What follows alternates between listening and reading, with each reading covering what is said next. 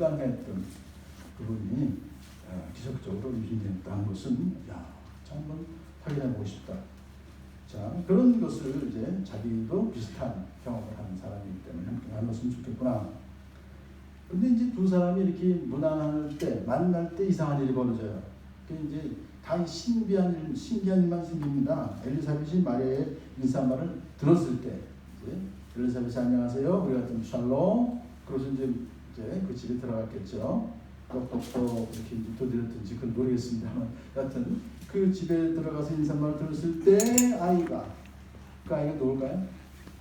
엘리사벳이 지금 갖고 있는 태중에 6개월 정도 되면 엄마들 다 아시죠? 언제부터 애가 막 발길질해요? 막 돌아요? 5개월 정도 지나면 돌아요?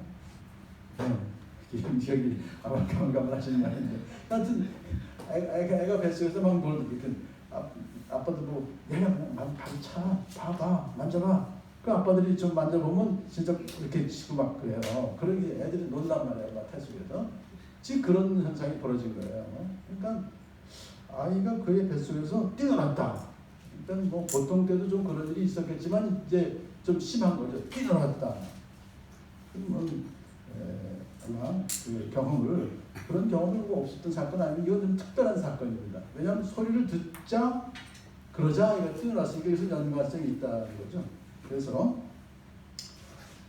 이렇게 이것은 자연적으로 그냥 뭐 아이가 이제 몇 개월 정도 돼서 커서 막 뛰는 게 아니라 특별히 뭔가 이것은 그 하나님께서 역사하신 것이다 하는 것을 우리가 생각을 해볼 수가 있죠. 자, 그래서 이제 사실 두 사람, 두 아이죠. 두 아이인데 지금 이제 아직 예수님은 아직 그 시간적으로 봤을 때 아직 형성이 안 됐을 때니까 임신만 된 거지, 착상만 된 거지.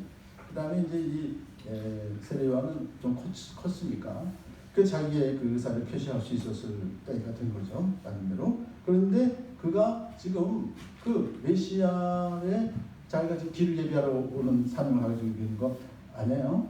그러니까 그가 지금 딱 마리아의 목소리 들었을 때 내가 앞으로 모셔야 될 그 메시아 예수님의 어머님 인사 오셨구나. 그러면 어떻게 그 어린 생명이, 태아에 있는 생명이 그거 알 수 있었을까요? 참 신기하죠. 그거를 우리가 한번 누가복음 1장 15절에 보게 되면 이런 말씀이 있죠. 15절에 그는 주님께서 보시기에 큰 인물이 될 것이다. 그는 포도주와 독한 술을 입에 대지 않을 것이요 어머니 뱃속에 있을 때부터 성령을 충만하게 받을 것이며. 누가? 세례요한이야. 이게 예수님 얘기가 아니에요. 그러니까 지금 누가복음 1장 앞에서 나와 있는 사건 누구 사건? 세례요한 잉태 사건이니까. 그러니까 세례요한은 이미 어머니 엘리사벳의 뱃속에 있을 때부터 어땠다고요? 성령 충만함을 받았대요. 할렐루야. 이게 신기한 일이죠. 이게 지금 상당히 우리한테 도전을 주는 말씀인데 우리는 그냥 쑥쑥 지나가요. 근데 굉장히 아주 신비로운 일입니다. 태자 중에서도 성령 충만 받고 이렇게 참 뛰놀 수 있는, 기뻐할 수 있는 그런 지금 상태에 있을 수 있다. 자, 그 아이만 성령 충만 받은 것이 아니라 어머니 엘리사벳도 어때요? 성령으로 충만해서. 여기 성령 충만하지 않으면 여기 못 끼는 거예요. 이 스토리에 지금 다 성령 충만한 거예요. 어머니도 지금 성령 충만해서 이제 큰 소리로 외쳐 말합니다. 그대는 여자들 가운데서 가장 큰 복을 받았다. 이게 지금 마태복음은 가장 큰 복인데 그냥 다른 역보는. 근데 여기서 그냥 큰 복이다 그랬지만요. 이건 가장 큰 복이다 이거. 모든 여자들 가운데서 마리아 당신이 가장 큰 복을 받은 사람이요. 하고 사실 축복해 주는 거죠 이게. 그리고 그대의 태중의 아이도 복을 받았습니다. 라고 큰 소리로 그냥 막 그 할머니가 막 소리 치시는 거예요. 자, 태아 세례 요한에게도 역사하셨던 성령님이 그의 모친 엘리사벳에서 역사하셔서 참 이런 좀 축복의 말을 할 수 있도록 알려주신 거죠 미리. 자, 그 엘리사벳은 마리아가 처녀인데 지금 아이 가진 것을 미리 들었을까요? 들었을까요? 못 들었죠. 지금 은둔하고 있으니까 전혀 친척들에 관한 소식들을 몰랐었고, 은둔하지 않았다 할지라도 전혀 그 마리아가 잉태했다는 건 알 수가 없는 사건이죠. 객관적으로는 어디서 들을 수가 없는 그런 사건의 지금 사실이죠. 그런 사실을 지금 이제 어떻게 알고 이렇게 말을 했을까 생각되시죠? 어떻게 그렇게 전혀 듣지도 않았는데 그 사실을 알았을까요? 누가 알려줬을까요? 성령님. 그러니까 성령 충만함을 받았기 때문에 성령께서 알려주셨다. 그렇게 우리가 볼 수 있습니다. 자, 여기서 지금 현재 마리아가 받은 복을 그래서 참 대단한 그런 복을 받았는데, 자 여기서 43절의 말씀이 더 아주 굉장한 말씀입니다. 내 주님의 어머니께서 내게 오시다니 이것이 어찌된 일입니까? 이거 따지는 거야, 안 따지는 거야? 따지는 게 아니라, 어휴, 이 얼마나 영광스러운 일입니까? 제 주님의 어머니께서 이렇게 직접 오시다니. 친척들 되니까 먼 친척이라고 할지라도 여하튼 뭐 지금 그 나이 많으신 분한테는 나이 어린 처녀, 뭐 알고 있는 처녀니까 말은 10대거든요. 그러니까 어리죠. 그러니까 근데 그 어린 조카의 뭐 조카인지는 모르니까 친척에게 이렇게 너무너무 공대하는 말, 그죠? 방송합니다 이거예요 지금. 얼마나 영광스러운 일입니까? 왜요? 주님의 어머니께서 내게 오시다니. 네, 주님의 어머니께서 오시다니. 그러니까 이 엘리사벳은 지금 성령으로 충만했기 때문에 가르쳐 주시기를 바로 지금 마리아는 내 주님을 잉태했다 이거. 이 주님이 다른 성경에서 많이 나오기 때문에 사실은 굉장히 우리가 조심해서 이걸 들어야 돼요. 그리고 봐야 돼요. 성경에서 주님으로 보통 하나님, 보통 그러죠. 또 주님으로 또 예수님 그렇게 여러분 알고 계시잖아요. 근데 여기서 왜 주님의 어머님 그러면 또 그러니까 이걸 갖다 카드로 해서는 하나님의 어머니다 이렇게 얘기해요. 하나님의 어머니가 아니죠. 주님의 어머니라고 그랬지 언제 하나님의 어머니라고 그랬습니까 성경에서. 그러니까 엘리사벳이 지금 내 주님의 어머니라고 했던 그게 과연 무슨 뜻일까 생각해 봐야 돼요. 자, 우리가 이 성경은 너무너무 그동안 많이 어릴 때부터 들었기 때문에 다 아는 것처럼 생각하시지만 여기서 이 주님의 어머니라고 고백한 것은, 자 제가 항상 성령을 강조했죠. 지금 엘리사벳이 성령의 충만을 받았기 때문에 이렇게 고백한 것은 바로 지금 그 마리아가 잉태한 그 아이는 메시아다, 그리스도이십니다. 그 주님이에요. 그러니까 예수님을 올바로 알아본 거죠. 그래서 성령을 힘입지 않고서는 예수는 주님이시라고 말할 자가 없다고 그랬죠. 고린도전서 12장 3절에 그러니까 성령께서 알려주셨기 때문에 바로 그분이 비록 지금 뭐 착상됐을 그때가 된 정확한 시간을 모르니까 그런 지금 아이를 할지라도 바로 주님이시다. 예수님은 주님이시다. 라는 것을 고백하는. 그래서 이 주님은 바로 메시아를 가리키는 것이고, 바로 메시아는 말씀이 육신되어 오신 바로 분이시고, 그 말씀이 육신있다는 것은 바로 메시아는 인성을 말하는 것이죠. 예수는 하나님의 아들이시라고 미리 알려줬잖아요. 그건 신성을 말하는 것이고, 여기서 주님이라고 할 때는 바로 이것은 예수님의 인성으로서 메시아, 그리스도이심을 여기서 말하는 것입니다. 그러므로 마리아는 예수님의 어머니는 맞아요. 하지만 하나님의 어머니는 아니다. 그래서 이 예수님이 하나님이시다라고 말할 수 있습니다. 왜냐하면은 요한일서 1장 1절에 말씀이 곧 하나님이시라고 했으니까. 그렇지만 하나님이 예수님이다라고는 할 수가 없다는 것. 이걸 우리가 혼동하지 않았으면 좋겠어요.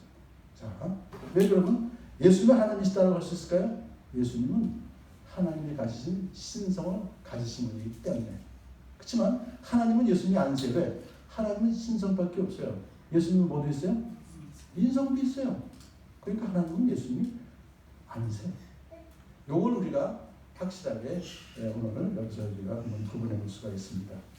자, 이 같은 사실에도 불구하고 우리 가톨릭에서는 마리아를 완전히 신성시해서 뭐 제가 그랬죠. 제4 뭐 삼위일체가 아니라 사위일체다 그랬죠. 성부, 성자, 성령, 그 다음에 마리아까지 하나님이라고.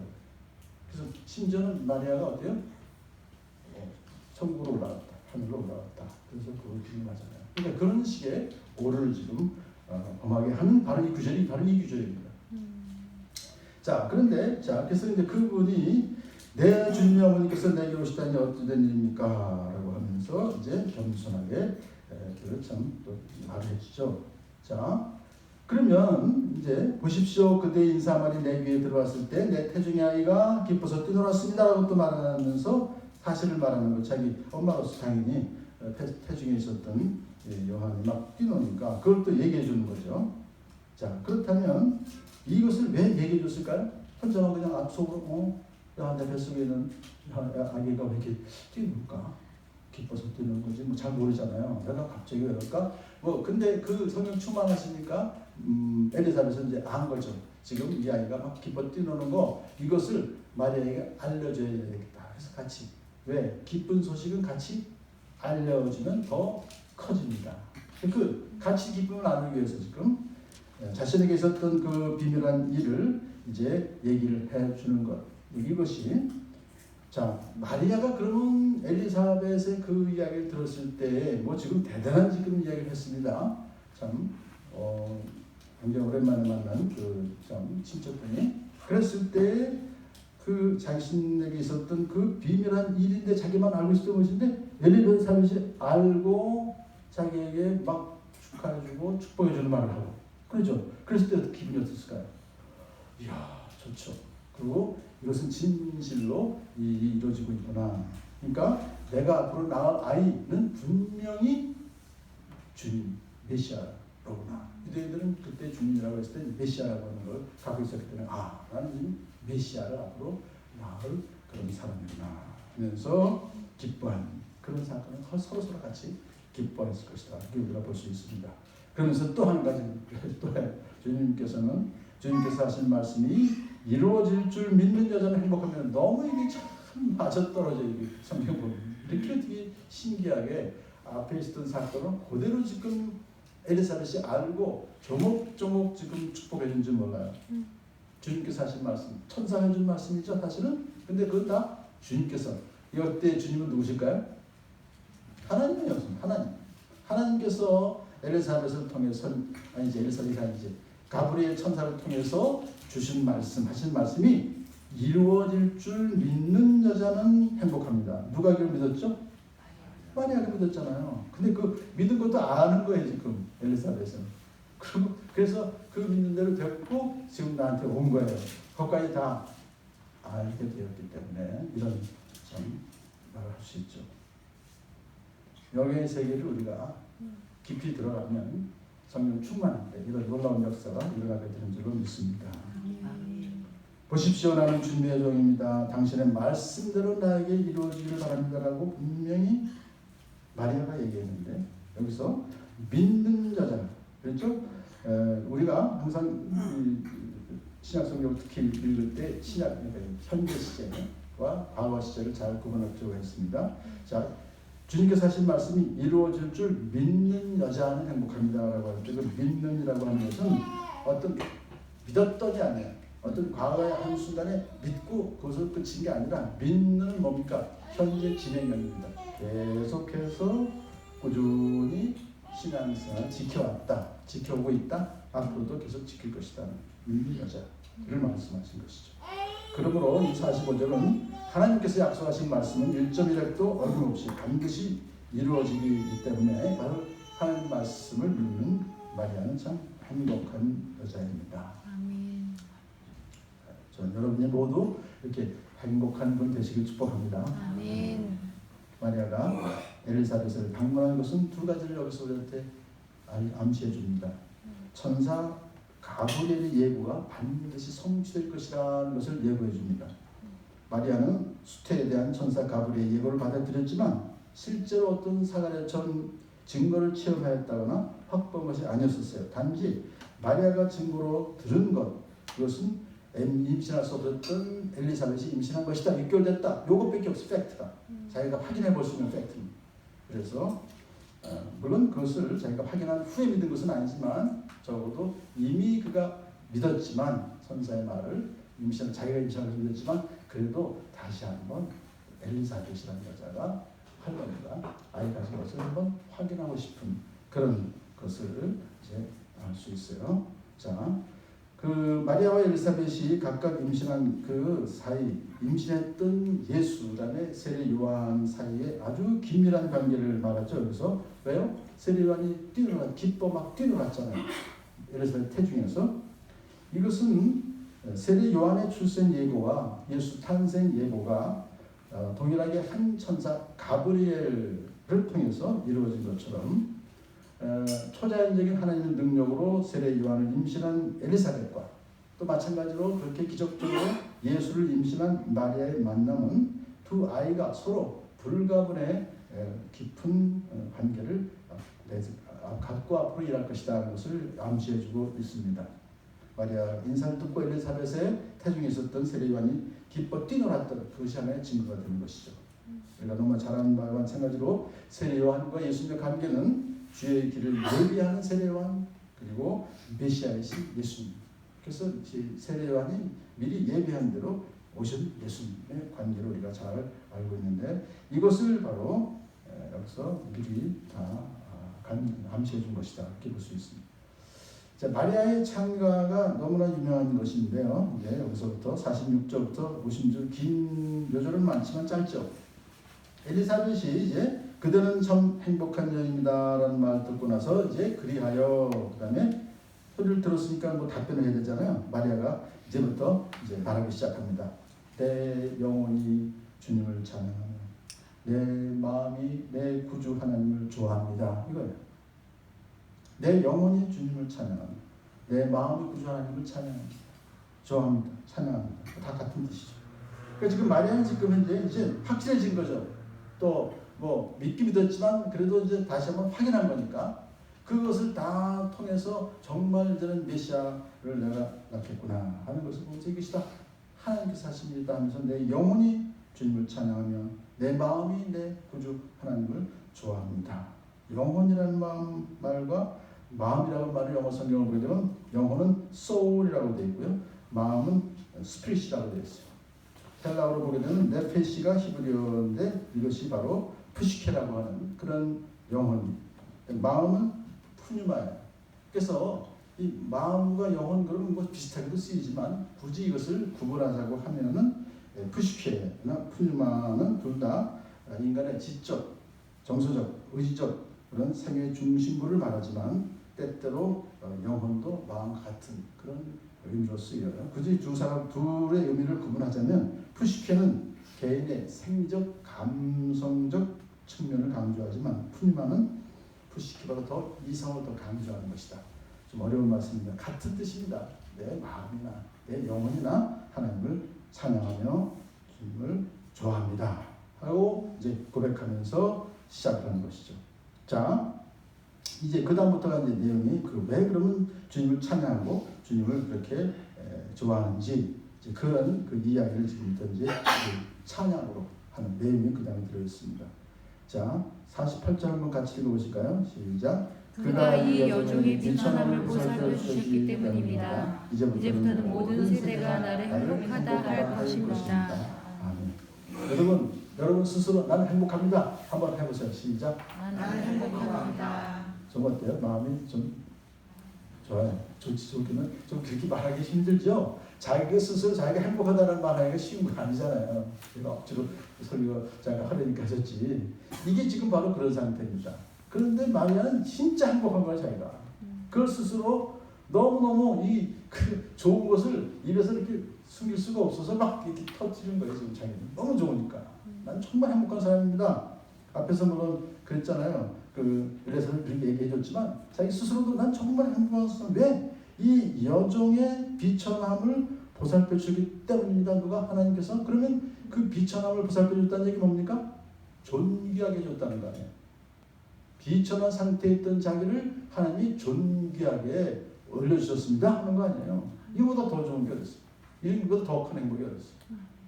비천하다고 하는 것은 그 상태, 어떤 사회적 신분이나 지위나 뭐 그런 것이 사실은 좀 초라한 상태를 말합니다. 그래서 좀 사람들한테 일반 뭐라고 할까요? 그 당시 살고 있던 사람들 좀 이렇게 무시당하는 사람들을 비천하다 그래요. 뭐 직업상으로 볼 때 어떤 그 직업의 귀천이 없지만 지금은 왜냐하면 모든 직업은 하나님의 소명, 루프예요, 콜링이에요. 그러니까 다 뭐 괜찮은데 그 당시만 해도 좀 그렇지 서로. 왜냐하면 이쪽 이집트에서는요 목축업 하는 사람은 완전히 제일 하등으로 봤거든. 예를 들면. 그러니까 이제 이 이스라엘에서 그 야곱의 그 가족들이 우리는 다 목축을 한다, 우리는 다 양 키웁니다. 그런 거예요. 그래서 너 고생 땅 줘라 그럴 때 그냥 거 사라 그렇게 한 거예요, 바로가. 그럼 내 가축이라는 키우도록 해라. 그런 식의 문화에 따라서 직업에 대한 비천이 있었는데 그 당시만 해도 이렇게 비천하다 그러면 여하튼 여러 가지 면에 있어서 사회적 지위와 연결되어서 고통, 고난, 어려움을 당하고 있는 사람들 말이에요. 근데 예수님께서는 누구를 비천한 사람을 했습니까? 포로된 자, 눈먼 자, 눌린 자, 그들을 위해서 오셨다고 그랬잖아요. 사회적으로 천대를 받는. 지금으로 굳이 얘기를 한다 그러면 갑질을 당하는 사람 이렇게부터 볼 수도 있겠죠. 비천한. 자, 그래서 예수님께서는 사실은 이렇게 그 비천한 여종, 그러니까 마리아의 비천함을 보살펴 주셔서 존귀케 만들어졌던 예수님은 실제로 오셔서도 그렇게 창녀, 그리고 죄인들, 그들과 동료가 되어서 같이 잘 교제하셨잖아요. 태어나실 때부터 구유에 누임 당하시는 것 바로 참 얼마나 아무리 방이 없어도 그렇지. 좀 요셉이 좀 돈 좀 있었고 뭐 차림새가 좀 괜찮았으면 어쩌든지 그래도 방 하나 줬을 거 아니에요. 더군다나 임산부인데. 그 마곡간에 방을 내줬다고 하는 사실은 좀 어떻게 보면 좀 무시당한 거 아니겠어요? 가난하니까. 그런 거예요. 그런 그 가난한 아버지, 어머니에게 태어났다. 자, 이 바울은 이러한 예수님의 모습에 대해서 이제 만물을 자기에게 복종케 하실 수 있는 그런 권세를 가지신 분이 아주 낮은 몸으로 이 땅에 오셨다고 선언하고 있습니다. 그런 비천함을 보살펴 주셨다 해서 결국은 세심하게 잘 보살펴 관심을 가지시고, 그래서 예수님도 마찬가지로 어리석은 자들을 들어서 지혜로운 자를 부끄럽게 하시고 약한 것들을 택하셔서 강한 자를 부끄럽게 하시는 예수님의 모습을 여기서 우리가 볼 수가 있죠. 자, 힘센 분이 나에게 큰 일을 하셨기 때문이다라고 49절에서 이제 또 말하고 있습니다. 자, 지금 내용들이 이제부터 49절부터 쭉 55절까지는 하나님 아버지께서 하셨던 일이라고 해서 과거 동사를 썼죠. 힘센 분이 나에게 큰 일을 하셨기 때문입니다. 그의 이름은 거룩하고 그의 자비하심은 그를 두려워하는 사람들에게 대대로 있을 것입니다. 해놓고서 이제 그 다음부터 이제 과거 동사를 썼는데, 여기서 우리는 한번 생각해 볼 일이 있어요. 자, 힘센 분이 나에게 큰 일을 하셨다는 건 당연히 이제 처녀에게 잉태케 하신 그런 큰 일을 하셨잖아요. 그렇기 때문에 자기는 행복한 사람이고 자기는 비천함을 보살펴 주셨다고 고백을 했죠. 자, 그 다음에 그의 이름은 거룩합니다. 하나님의 이름은 거룩합니다. 거룩하다는 것은 누구도 흉내낼 수 없는 유일한 주권을 가지신 분이라는 거예요. 그냥 거룩 그러면 도덕적으로 흠이 없다. 예, 맞아요. 하지만 여기서 말하는 하나님의 이름은 거룩하십니다라고 할 때는 그것은 almighty, 누구도 흉내낼 수 없는 유일한 주권을 가지신 분이십니다. 모든 피조물을 위해 뛰어나시고 모든 피조물부터 분리된 초월하신 초월성, 하나님의 초월성을 말해요. 유일성과 초월성을 지금 나타내는 게 여기서 말하는 거룩하시다 하는 것을 지금 마리아는 정확히 지금 하나님의 아이덴티티를 지금 현재 얘기하고 있습니다. 그러므로 어떤 우상도 어떤 영웅도 행사할 수 없는 절대적인 주권을 가지시고 당신의 구속사역을 실현해 나가시기 위해서 모든 권세를 다 행사하셨다. 그 권세 중에 하나가 뭡니까? 처녀 잉태. 하나님의 그 권능을 행사하신 것이 바로 왜? 우리를 구원하시기 위해서, 구속사역을 이행하시기 위해서 바로 처녀 잉태라고 하는 그런 기적적인 권능을 행사하셨다. 그런데 이제 50절이 아주, 저는 여러분 지금부터 자비가 몇 번 나오는지 한번 잘 쓰세요. 자비라는 단어. 50절 제가 읽을게요. 그의 자비하심은 그를 두려워하는 사람들에게 그 대대로 있을 것입니다. 쭉 밑으로 내려와서 54절에 그는 자비를 기억하셔서 자기의 종 이스라엘을 도우셨습니다. 55절 우리 조상들에게 말씀하신 대로 그 자비는 아브라함과 그 자손에게 영원토록 있을 것입니다. 몇 번 나왔죠? 3번. 3번. 자비. 개혁개정은 긍휼, 자비, 긍휼, 헤세드, 이게 이제 헬라어입니다. 영어는 mercy라고 해요. 헬라어도 다 헤세드를 음역한 것이니까. 그렇기 때문에 이 자비하심, 하나님의 자비하심은 그를 두려워하는 사람, 경외하는 사람에게 대대에 있을 것입니다 라고 하는 것은 바로 하나님께서 언약적 사랑, 신실하게 언약을 지키시는 사랑, 이것을 항상 말하고 있습니다. 그래서 신뢰를 그 기반으로 하고 있으며 성실함을 그 내용을 합니다. 이 자비하심이라고 했을 때는요, 왔다리 갔다리 좀 변화가 없다는 거예요. 하나님은 그냥 한번 일편단심 사랑하기로 약속했으니까 난 사랑한다. 상대방이 이렇게 저렇게 변해도 난 절대로 내 사랑은 안 변해. 이게 언약적 사랑, 자비가 바로 그런 거예요. 여러분 그런 사랑을 받아보셨죠? 네. 그런 사랑 하십니까? 그러면 아무나 안 할 텐데 그런 사랑 받아보셨죠? 아멘. 그게 지금 하나님 예수님의 사랑. 그러니까 언약적 사랑. 우리도 사실은 그런 사랑을 하기를 원하는데 참 안 되죠. 하지만 자, 언약적 사랑이라고 하는 그 개념을 자비하심은 그를 두려워하는 사람에게 있대요. 두려워하는 사람. 그러니까 아무한테나 이런 자비하심을 은혜를 주시는 것이 아니라 하나님을 두려워하는 사람, 하나님을 경외하는 사람. 그럼 하나님을 경외하는 사람은 어떤가? 어떤 사람인가? 주님께 하나님께 합당하게 살려고 애쓰는 사람이다. 그렇게 보시면 돼요. 100% 하나님 말씀대로 산다 하는 사람은 아무도 없으니까 주님의 말씀에 합당하게 살려고 애쓰는 사람, 하나님의 위대하심을 인정하는 사람, 하나님의 신실한 언약적 사랑을 이제 믿고 그것을 원하는 사람, 그것이 은혜를 받는 길입니다. 자, 그 다음에 이제 그 다음부터 그는 그 발로 권능을 행하시고 마음이 교만한 사람들을 흩으셨으니 제왕들을 왕좌에서 끌어내시고 비천한 사람들을 높이 섰습니다 하는 과거동사를 썼어요. 그러니까 이것은 하나님 아버지께서 과거에 그렇게 하셨구나. 그 전능하신 그 권능을 행하셔서 마음이 교만한 사람들을 다 심판하시고 제왕들까지도 뭐 바로, 하만, 뭐 벨사살, 뭐 이런 많은 그런 굉장한 그 왕좌에 있던 사람들까지도 그 왕좌에서 어때요? 끌어내리셨고 비천한 사람들을 높이셨습니다. 그러시잖아요. 이런 것을 다 하나님께서 하셨다. 53절에 더 나아가서 줄인 사람을 좋은 곳으로 배부르게 하시고 부한 사람들을 빈손으로 떠나보내셨습니다. 그러니까 여기서 굶주려 배고픈 사람들이 포만감을 느낄 수 있도록 만들어주시고 마음이 갈급한 사람들을 그 영혼을 만족하게 해주셨다는 그런 것이 여기서 더 강조가 되죠. 부한 사람들은 빈손으로 떠나보내셨습니다. 이런 지금 그 말의 찬가의 내용이 이렇게 나오는데 이것을 가만히 보니까 구약 성경에 많이 나와 있는 구절이에요. 겹치는 게 많아요. 그걸 보면서 뭘 느낄 수 있죠? 아, 마리아는 구약을 잘 알고 있었구나. 구약에 나오는 사무엘상 2장 7절에 나오는 주님은 사람을 죽이기도 하시고 부여기도 하시고 낮추기도 하시고 높이기도 하신다. 한나의 기도, 한나의 그 노래, 그걸 또 기억하니까 지금 여기서 그대로 인용했구나. 근데 그 인용했다는 얘기는 그렇게 자기도 믿는다는 거죠. 하나님 그렇게. 그래서 이렇게 지금 하나씩 이제 구약에 나오는 얘기를 해요.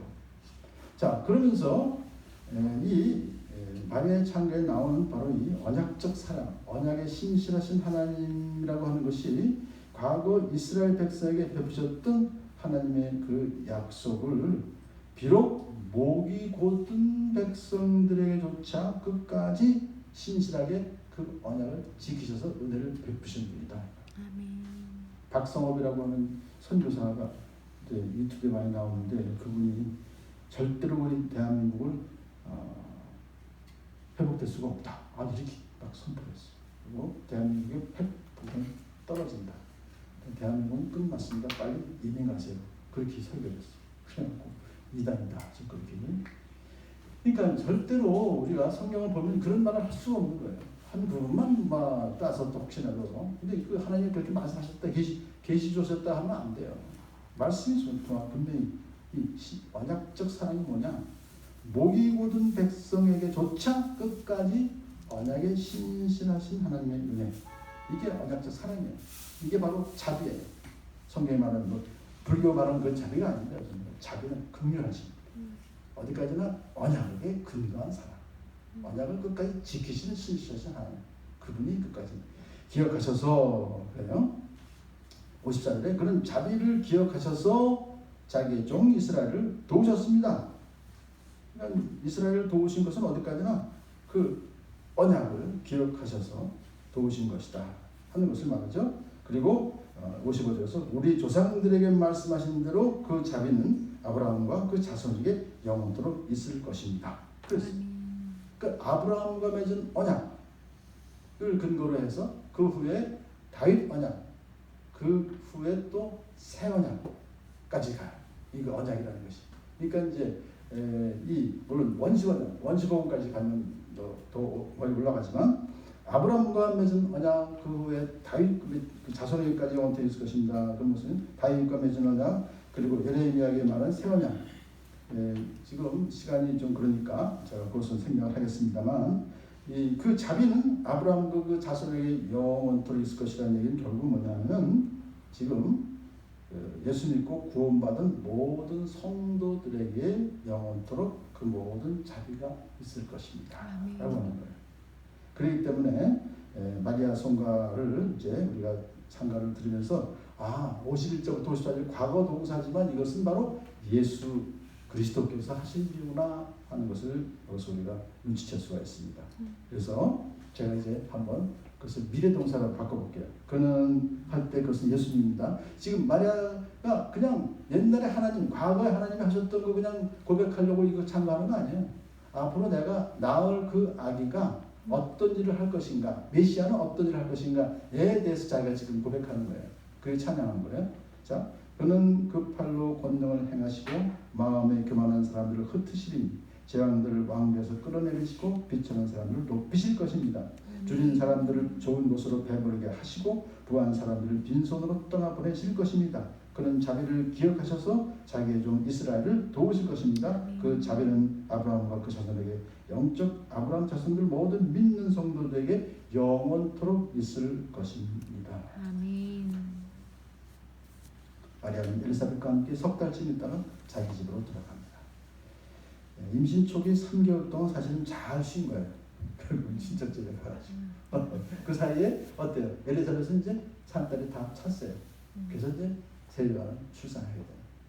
그런 참 놀라운 보통 일이 아닙니다. 이거 하나하나 우리가 참 우리는 하나님께서는 근데 저와 여러분도 이렇게 기가 막힌 그 참 섭리 가운데서 지금까지 인도해 주셨고 앞으로도 인도해 주실 줄 믿습니다.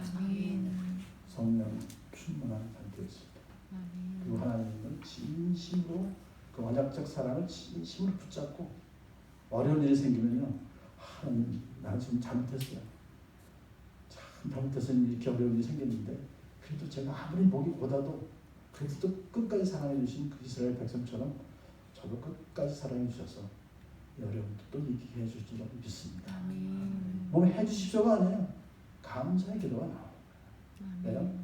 마리아의 이 찬가처럼, 이 찬송처럼 계속해서 여러분 인생 전체가 찬양 올려드리고 사랑하는 여러분들을 축복합니다. 아멘. 사랑하는 아버지 하나님 감사합니다. 참 우리가 행복한 그런 사람들입니다. 참 이 행복을 계속해서 누리며 살아갈 수 있는 저희들 되게 도와 주시옵소서. 예수님 이름으로 기도드립니다. 아멘. 120